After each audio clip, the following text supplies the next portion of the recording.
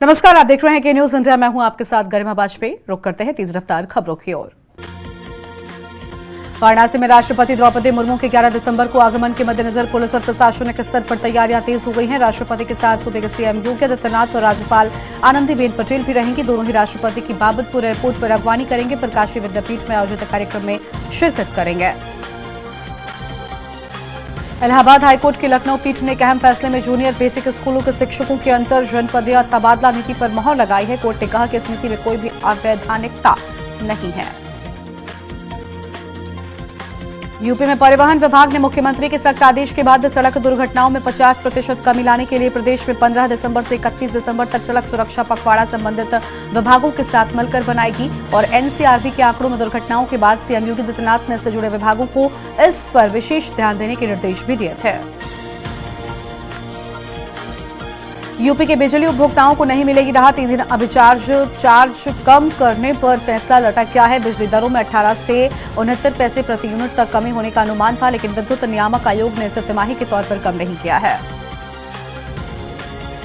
प्रधानमंत्री नरेंद्र मोदी 2 दिवसीय दौरे पर 17 दिसंबर को आएंगे काशी। नई वंदे भारत ट्रेन को हरी झंडी दिखा सकते हैं। उत्तर रेलवे लखनऊ मंडल इस संबंध में अपनी तैयारियां कर दी है तेज।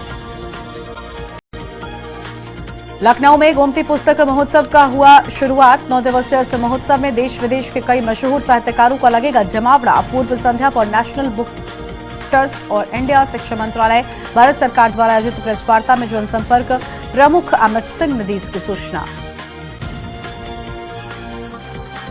इलाहाबाद हाईकोर्ट की लखनऊ बेंच ने कोकरैल नदी पर कथित अवैध कब्जा पर बसाए गए मकानों के ध्वस्तीकरण पर लगा दी है रोक। कोर्ट ने एलजे के चेयरमैन को दिया आदेश।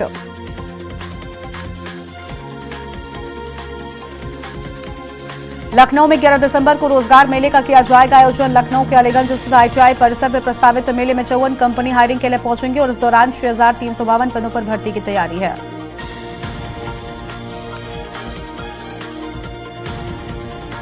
आईआईएम इंदौर के मैनेजर नवीन कृष्ण राय को डॉक्टर एपीजे अब्दुल कलाम प्रौद्योगिकी विश्वविद्यालय उत्तर प्रदेश के इनोवेशन हब का सलाहकार नामित किया गया है। विश्वविद्यालय का ये इनोवेशन हब उत्तर प्रदेश में उत्कृष्टता के सूत्र को आगे बढ़ाने, छात्रों और युवा उद्यमियों के बीच नवाचार और उद्यमिता को बढ़ावा देने और एक मजबूत स्टार्टअप परिस्थिति के तंत्र का निर्माण करने के उद्देश्य के लिए कार्य कर रहा है।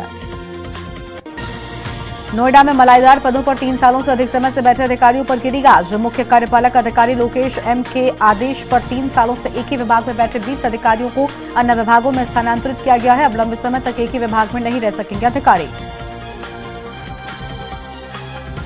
अनूप शहर के डीपीबीएस कॉलेज में प्राचार्य प्रोफेसर जीके सिंह की अध्यक्षता में फ्रेशर पार्टी का आयोजन किया गया। कार्यक्रम का प्रारंभ ज्ञान की देवी मां सरस्वती को माल्यार्पण से हुआ। इसके बाद एमएससी विज्ञान की द्वितीय वर्ष की छात्रा शीतल चौधरी ने स्वागत गीत द्वारा सभागार में उपस्थित सभी का स्वागत भी किया है। बुलंदशहर में 9.61 करोड़ से अधिक की राशि से जिले की 18 सड़कों का चौड़ीकरण और पुनर्निर्माण होगा। ये सभी सड़कें जिले के 4 चीनी मिलों के क्षेत्र की हैं और 16.36 किलोमीटर लंबी इन सड़कों के चौड़ीकरण और पुनर्निर्माण की जिम्मेदारी लोक निर्माण विभाग को सौंपी गई है। आगरा के शारदा वर्ल्ड स्कूल में लड़कों के छात्रावास में 8 फीट लंबा अजगर घुस आया। सुबह ड्यूटी पर तैनात गार्ड ने विशाल अजगर को देखा, जिसमें बॉयज हॉस्टल में अफरा तफरी मच गई। वाइल्ड लाइफ एसओएस ने अजगर को रेस्क्यू किया है। बुलंदशहर में किसानों के लिए एक अच्छी खबर है। अब जल्द ही खेतों पर ड्रोन उड़ते दिखाई देंगे। नैनो यूरिया व डीएपी का चलन खेती किसानी के लिए रोजगार के अवसर खोलेंगे और इसके माध्यम से किसानों की खाद की लागत कम होगी, तो वहीं ड्रोन के प्रयोग से लोगों को रोजगार भी मिलेगा।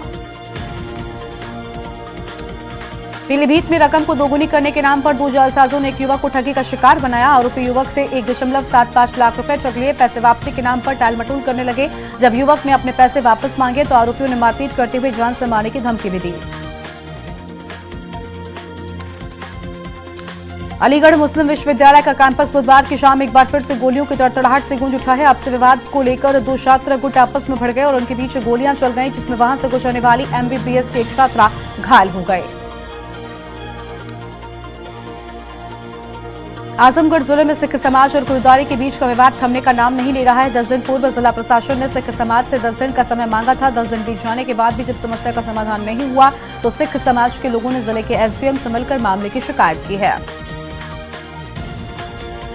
आजमगढ़ के निजामाबाद थाना क्षेत्र में 29 नवंबर को 450 पेटी अंग्रेजी शराब बरामद हुई। इस मामले में सभी आरोपी गाड़ी छोड़कर मौके से फरार हो गए। मामले की विवेचना में जुटी पुलिस ने घटना में शामिल 2 आरोपियों को अंग्रेजी शराब के साथ में गिरफ्तार कर लिया है। आरोपियों में सोचन वर्मा और राजेश यादव शामिल हैं।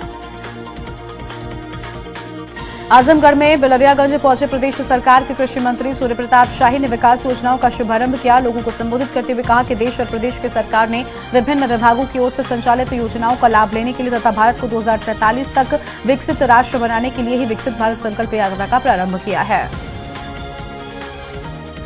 गाजियाबाद में बेखौफ बदमाशों ने 2 गोल्ड कारोबारियों से बड़ी रकम लूट ली है। शुरुआत में 50 लाख लूटने की जानकारी आ रही थी, लेकिन अब यह खबर है कि लूट 1 करोड़ से ज्यादा की हो सकती है। दोनों कारोबारी कार में बैठकर रुपयों का लेन देन कर रहे थे, तभी बदमाश आ गए और गन पॉइंट पर लेकर उन्हें कार में बैठ गए।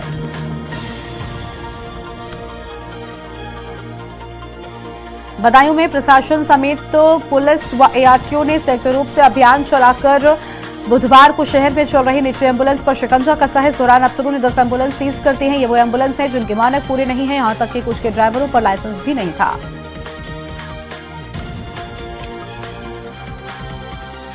और कानपुर यूपी का पहला शहर है जहां पर आर्टिफिशियल इंटेलिजेंस यानी एआई ट्रैफिक कर रहा है कंट्रोल। एआई से अटैच कैमरे वाहनों की संख्या को देखकर सिग्नल को ग्रीन, रेड और येलो कर रहे हैं। 5 चौराहों को मॉडल बनाकर इसकी शुरुआत की गई हो। रिजल्ट अच्छे मिलने के बाद शहर के अन्य 27 चौराहों पर भी इसको लागू करने की तैयारी है। कानपुर में बाइक सवार प्रतिरक्षा कर्मी और उनके साथ मौजूद मौके से लुटेरों ने 55,000 रुपए लूटे। शीना जब्ती के दौरान बाइक सवार प्रतिरक्षा कर्मी गिरकर गंभीर रूप से घायल हो गया। सूचना पर फजलगंज पुलिस मौके पर पहुंची और घायल को प्राथमिक उपचार के लिए अस्पताल में एडमिट कराया है। पुलिस लूट की रिपोर्ट दर्ज करके बदमाशों की तलाश में जुट गई है। सहारा अस्पताल वर्तमान में हर साल 2 लाख मरीजों का इलाज करता है। निजी स्वास्थ्य सेवा प्रदाता Max Health Care Institute Limited ने Starlet Medical Centre Private Limited में 100% हिस्सेदारी के अधिग्रहण के लिए 940 करोड़ के शेयर खरीद की घोषणा की है। काशी के 50 ब्राह्मण अयोध्या में भगवान श्री रामलला की प्राण प्रतिष्ठा कराएंगे। उनके साथ देश के 71 ब्राह्मण होंगे और 121 ब्राह्मणों का नेतृत्व वाराणसी के 88 वर्षीय आचार्य पंडित लक्ष्मीकांत मथुरानाथ करेंगे और मथुरानाथ 16 जनवरी को 50 कर्मकांडी ब्राह्मणों को लेकर अयोध्या के लिए कूच करेंगे। उत्तर प्रदेश का सबसे बड़ा चिकित्सा संस्थान किंग जॉर्ज मेडिकल यूनिवर्सिटी में 19वां दीक्षांत समारोह मनाएगा। दीक्षांत समारोह 11 दिसंबर था, हालांकि किसी कारणवश इसकी डेट बदलकर 10 दिसंबर कर दी गई है। इसके बदलाव के पीछे राष्ट्रपति द्रौपदी मुर्मू का 2 दिनों का प्रस्तावित लखनऊ का दौरा माना जा रहा। यूपी में परिवहन विभाग में मुख्यमंत्री के सख्त आदेश के बाद सड़क दुर्घटनाओं में 50% कमी लाने के लिए प्रदेश के में 15 दिसंबर से 31 दिसंबर तक सड़क सुरक्षा पखवाड़ा संबंधित विभागों के साथ मिलकर बनाएगी। सीएम योगी आदित्यनाथ ने जुड़े विभागों को इस पर विशेष ध्यान देने के निर्देश दिए हैं।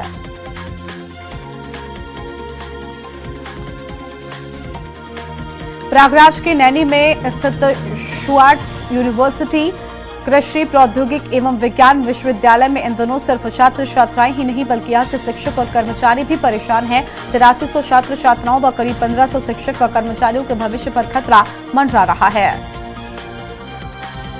कानपुर में केसर पान मसाले के नयागंज में जीएसटी का छापा। थाना कलेक्टर इलाके नयागंज जैन कटरा मार्केट में जीएसटी की छापेमारी। पान मसाला व्यवसाय हरीश मखीजा के प्रतिष्ठान पर स्टेट जीएसटी का छापा। स्टेट जीएसटी के अधिकारी दस्तावेज खंगाल रहे।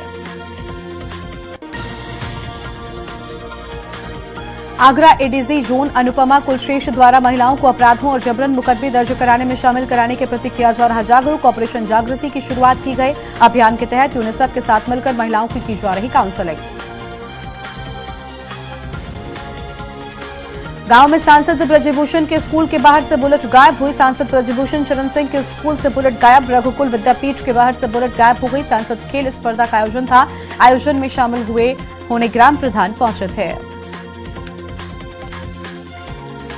संभल में खूनी रिश्ते हुए तार-तार। पारिवारिक विवाद में भाइयों के बीच चली गोलियां। गोली लगने से भाई की हालत गंभीर। वारदात को अंजाम देकर आरोपी मौके से फरार। सूचना पर पहुंची पुलिस जांच पड़ताल में जुटी। चिकित्सकों ने घायल को हायर सेंटर के लिए रेफर किया। कन्नौज में पति ने पत्नी को उतारा मौत के घाट। लाठी से पीट कर हत्या का मामला पुलिस के सामने। आरोपी पति ने कबूला जुर्म। सूचना पर पहुंची पुलिस जांच में जुटी। पुलिस ने शव को कब्जे में लेकर पोस्टमार्टम के लिए भेजा। छिबरामऊ थाना के रामपुर बैजू का है पूरा मामला। लखनऊ में 11 दिसंबर को रोजगार मेले का आयोजन किया जाएगा। लखनऊ के अलीगंज स्थित आईटीआई परिसर में प्रस्तावित इस मेले में 54 कंपनी हायरिंग के लिए पहुंचेंगी। इस दौरान 6,352 पदों पर भर्ती की तैयारी है। अमरोहा में मामूली विवाद में लड़की वालों के घर वालों ने बारातियों को जमकर पीटा। बचाने आया दूल्हे को भी जमकर पिटाई की गई है। दूल्हे के गले में रुपयों का हार, घड़ी भी लूटी और बिना शादी किए पहुंचा दूल्हा। और थाना हसनपुर क्षेत्र के गांव अग्रोला का है मामला। आगरा विकास प्राधिकरण अपने बड़े बकायेदारों की सूची तैयार कर रहा है। एडीए ने 5,000 बकायेदारों को चिन्हित भी कर लिया है। अब इनमें से प्रथम चरण में 150 बड़े बकायेदारों से वसूली की जाएगी। अब एडीए द्वारा बकायेदारों को नोटिस भेजे जा रहे हैं। रायबरेली में किसानों के साथ दुर्व्यवहार किए जाने का मामला सामने आया है। कृषि निदेशक द्वारा आत्मा योजना के तहत किसानों को प्रशिक्षण के लिए भेजा गया था प्रयागराज। किसानों ने जिला कृषि निदेशक पर लगाए गंभीर आरोप। आने वाले समय में आगरा ऐसी धरती बनेगा जहां से राग और वीतराग के दर्शन कर विश्व में रंगारंग कार्यक्रम होगा। ताजमहल के साये में आचार्य विद्यासागर महाराज के शिष्य निर्यापक मुनि पुंगव श्री सुधा सागर महाराज ने प्रवचन के दौरान ये बातें कही हैं। दिव्य संवत्सरण पहली बार ताजगंज स्थित ताजमहल के निकट ताजखीमा पर आयोजित हुआ। यूपी में 42 एडिशनल एसपी के ट्रांसफर की लिस्ट जारी कर दी गई है। लखनऊ, आगरा, मथुरा, सीतापुर, वाराणसी आदि जिलों में तैनात एडिशनल एसपी को इधर से उधर किया गया है। ट्रांसफर लिस्ट में लखनऊ पुलिस कमिश्नर के स्टाफ अफसर अखिलेश सिंह और एडीसीपी पश्चिम चिरंजीव नाथ सिन्हा का नाम भी शामिल है। आगरा के धनौली में सांड ने वृद्ध को उठाकर पटक दिया, जिससे वो गंभीर रूप से घायल हो गया। चीख पुकार सुनकर मौके पर पहुंचे लोगों की भीड़ जुट गई। लोग घायलों को लेकर अस्पताल जा रहे थे। रास्ते में उसकी मौत हो गई। सूचना मिलने पर पहुंची पुलिस ने घटना की जानकारी ली। हालांकि पीड़ित परिवार ने किसी भी कार्रवाई से इनकार कर दिया है।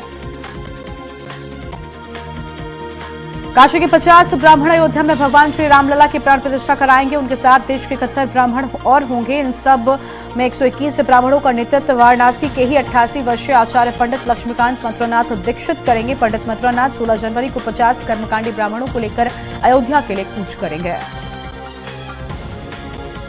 लखनऊ में 2024 लोकसभा के आम चुनाव की तैयारी में जुटे सभी दलों में उत्तर प्रदेश के राष्ट्रीय लोकदल की प्रदेश कार्यकारिणी की बैठक आयोजित की जाएगी। इस बैठक में पार्टी के राष्ट्रीय अध्यक्ष व राज्यसभा सांसद जयंत चौधरी शामिल होंगे। वहीं पदाधिकारियों को 2024 की तैयारी को लेकर आगे के दिशा निर्देश भी देंगे।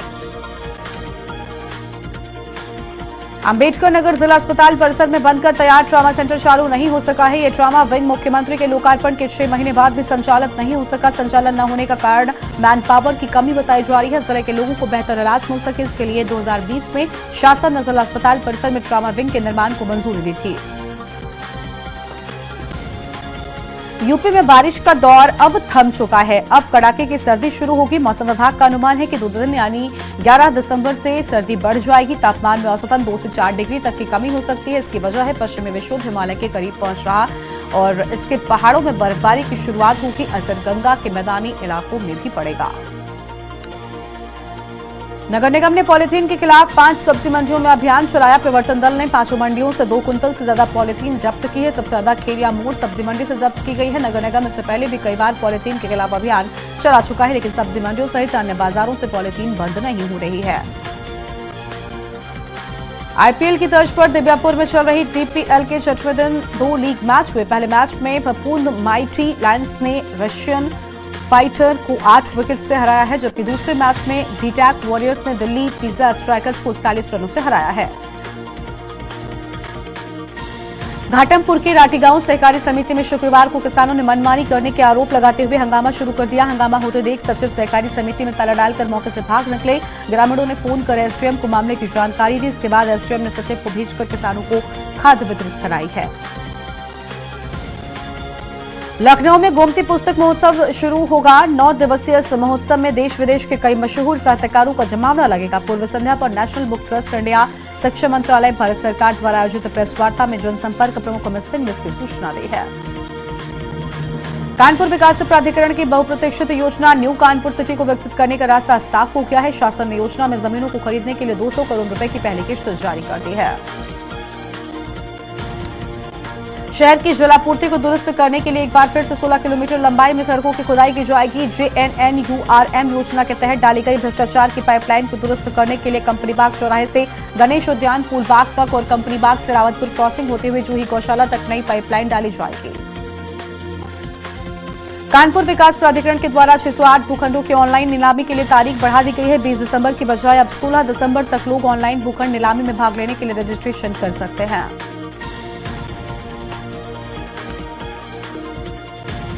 उत्तर प्रदेश क्रिकेट एसोसिएशन की चयन समिति ने सत्र 2023 से 24 के लिए अंडर 23 यूपी टीम की घोषणा शुक्रवार को की। इस टीम में कानपुर क्रिकेट एसोसिएशन की 5 खिलाड़ियों का चयन यूपी की टीम में हुआ है। टीम में चयनित होने के बाद खिलाड़ियों व उनके परिवार ने खुशी जाहिर की है। कानपुर मंडल टीम के मैनेजर मोहित दुबे ने शुक्रवार को बताया कि मिर्जापुर में चल रही 67वीं राज्य स्तरीय ताइक्वांडो प्रतियोगिता में कानपुर के खिलाड़ियों ने अलग अलग वर्गों में 11 स्वर्ण पदक जीतकर ओवरऑल तीसरा स्थान प्राप्त किया है। प्रथम स्थान पर लखनऊ मंडल, द्वितीय स्थान पर आगरा मंडल रहा है। साथ ही साथ 14 आयु वर्ग में कानपुर ओवरऑल प्रथम स्थान पर रहा है। कानपुर की महाराजपुर थाना क्षेत्र के सरसौल कस्बे के मुख्य मार्गों व बाजारों में शुक्रवार की रात डीसीपी पूर्वी तेज स्वरूप सिंह ने पुलिस बल के साथ पैदल मार्च कर सुरक्षा व्यवस्थाओं का जायजा भी लिया है।